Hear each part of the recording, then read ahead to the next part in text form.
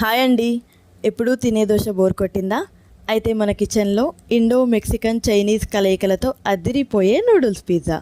పిల్లలైతే ప్లేట్లు ఖాళీ చేయాల్సిందే అనుకోండి. దీనికోసం మనం ముందుగా హక్కా నూడిల్స్ని 90% వరకు ఉడికించుకోవాలి. ఉడికించేటప్పుడే ఆయిల్ వేసుకొని ఉడికిస్తే పొరలుగా వస్తాయండి. తర్వాత ఉడికిన నూడిల్స్ని చల్లని నీళ్ళలో వేసి నీళ్ళను పోయేలా ఆరనివ్వాలి. ఇప్పుడు మనం పైన వీడియోలో చూపించిన విధంగా వెజిటబుల్ కటర్లో నూడిల్స్ని ఒక 5-6 వెల్లుల్లి రెబ్బల్ని వేసుకొని చిన్న ముక్కలుగా కట్ చేసుకొని ఒక బౌల్లోకి తీసుకొని పక్కన పెట్టుకోవాలి. తర్వాత ఇప్పుడు మనం ఇంకొక బౌల్లో తీసుకొని 1.5 కప్ దోశ పిండి, ఒక బటర్ క్యూబ్, 6 టేబుల్ స్పూన్స్ మైదా పిండి వేసుకొని బాగా కలుపుకోవాలి. తర్వాత ఆనియన్ ముక్కలు, టమాటో ముక్కలు, క్యాప్సికమ్ ముక్కలు, గ్రేటెడ్ చీజ్, పెప్పర్ పౌడర్ ఇవన్నీ రెడీ చేసుకొని పక్కన పెట్టుకోవాలి. మన దగ్గర ఉన్న సాసెస్ కూడా తీసుకోవాలండి. నేనైతే red chilli sauce, tomato sauce తీసుకున్నాను. ఇప్పుడు పైన వీడియోలో చూపించిన విధంగా స్టవ్ వెలిగించి ప్యాన్ పెట్టుకోవాలి. ప్యాన్ పెట్టుకొని ప్యాన్లో 2.5 టేబుల్ స్పూన్స్ దాకా ఆయిల్ వేసుకోవాలి. ఆయిల్ హీట్ అయ్యేంత వరకు వెయిట్ చేయాలండి. ఆయిల్ హీట్ అయిన తర్వాత మనం ముందుగా వెజిటబుల్ కటర్లో కట్ చేసి పెట్టుకున్న నూడిల్స్ వెల్లుల్లి రెబ్బల మిశ్రమాన్ని వేసుకొని బాగా కలుపుకోవాలి. ఇలా కలపడం వల్ల నూడిల్స్ మొత్తం క్రంచీగా, తర్వాత పిజ్జాలో చాలా టేస్టీగా వస్తాయండి.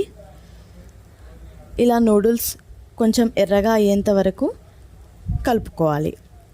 ఇలా ఎర్రగా అవడం వల్ల చాలా క్రంచీగా ఉంటుందండి టేస్ట్.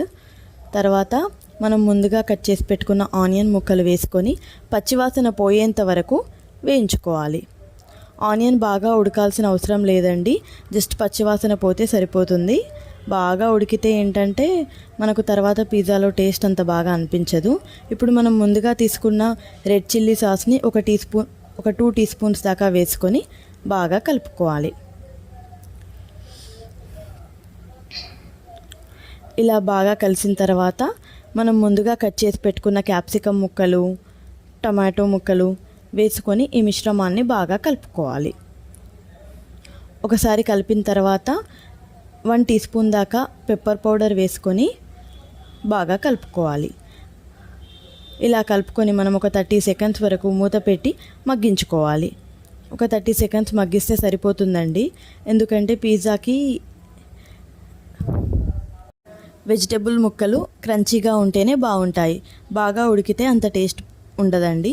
తర్వాత కొంచెం సాల్ట్ వేసుకొని పక్కకు దింపేసుకోవాలి. ఇప్పుడు మనం ఒక మందంగా ఉండే దోశ పెనం తీసుకొని బటర్ అప్లై చేసుకోవాలి. తర్వాత మనం ముందుగా ప్రిపేర్ చేసుకున్న దోశ పిండిని మందంగా వేసుకోవాలి. మనం మామూలుగా దోశ వేసుకున్నట్టు పల్చగా వేసుకోకూడదండి, మందంగా వేసుకొని మూత పెట్టుకోవాలి. ఇలా కొంచెం సేపు మూత పెట్టుకున్న తర్వాత తీసి పైన వీడియోలో చూపించిన విధంగా ఘాట్లు పెట్టుకోవాలి. ఇలా ఘాట్లు పెట్టుకున్న తర్వాత మనం ముందుగా తీసుకున్న పిజ్జా సాస్ని ఈవెన్గా స్ప్రెడ్ చేసుకోవాలి. మొత్తం మనం వేసిన దోశ అంతా ప్రాపర్గా స్ప్రెడ్ చేసుకోవాలండి. ఇలా మనం సాస్ స్ప్రెడ్ చేసిన తర్వాత మనం ఇప్పుడు దాకా ఫ్రై చేసి పెట్టుకున్న నూడిల్స్ వెజిటబుల్ మిశ్రమాన్ని ఈవెన్గా స్ప్రెడ్ చేసుకోవాలి. మొత్తం దోశ అంతా స్ప్రెడ్ చేసుకోవాలండి. ఇలా స్ప్రెడ్ చేసిన దోశ మీద మనకు నచ్చినంత చీజ్ వేసుకోవాలి. గ్రేటెడ్ చీజ్ వేసుకోవాలండి. చీజ్ అనేది పిజ్జాకి ఎంత ఎక్కువగా ఉంటే అంత బాగుంటుంది. చీజ్ ఇచ్చే టేస్ట్ వేరే ఇది ఇవ్వదండి. ఇలా చీజ్ వేసుకున్న తర్వాత మంటని మీడియం ఫ్లేమ్లో పెట్టుకొని మూత పెట్టేసుకోవాలి. ఇలా మూత పెట్టుకొని 6 to 7 మినిట్స్ మీడియం ఫ్లేమ్లో అలాగే ఉంచాలండి.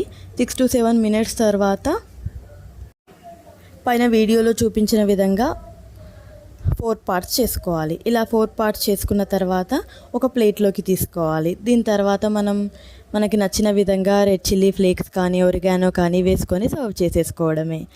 చూడండి పిజ్జా ఎంత బ్యూటిఫుల్గా ఉందో, తినడానికి కూడా అంతే బ్యూటిఫుల్గా ఉంది. చీజ్ అలా వెన్నలా కరిగిపోతూ లోపల అక్కడ క్రంచీ నూడిల్స్తో, క్రంచీ వెజిటేబుల్స్తో, కింద దోశ పిండి టేస్ట్తో చాలా బాగుందండి. మీకు కూడా నచ్చిందా? నచ్చితే లైక్ చేయండి అండ్ భోజన ప్రియులందరికీ షేర్ చేయండి.